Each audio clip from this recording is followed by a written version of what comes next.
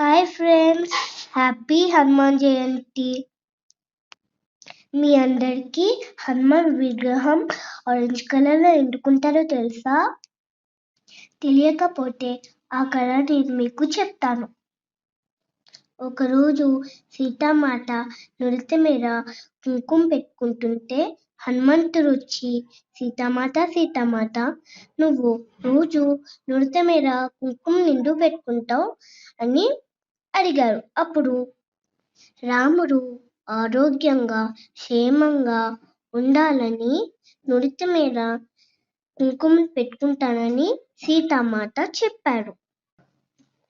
అది విన్న హనుమంతుడు సీతామాత నురితి మీద ఒక చిన్న కుంకుమను పెట్టుకుంటేనే రాముడు అంత క్షేమంగా ఆరోగ్యంగా ఉన్నారు.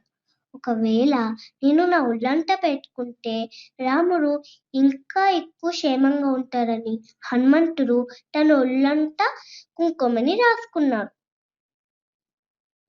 అది చూసిన రాముడు హనుమంతుడి భక్తికి మెచ్చుకొని హనుమంతుని రాగలించుకున్నాడు. ఇప్పుడు అర్థమైంది కదా ఫ్రెండ్స్, హనుమంతుడు ఆరెంజ్ కలర్లో ఎందుకుంటారో. ఈ వీడియో కనుక మీకు నచ్చినట్టయితే లైక్ చేయండి, షేర్ చేయండి, ఇంకా సబ్స్క్రైబ్ చేసుకోండి.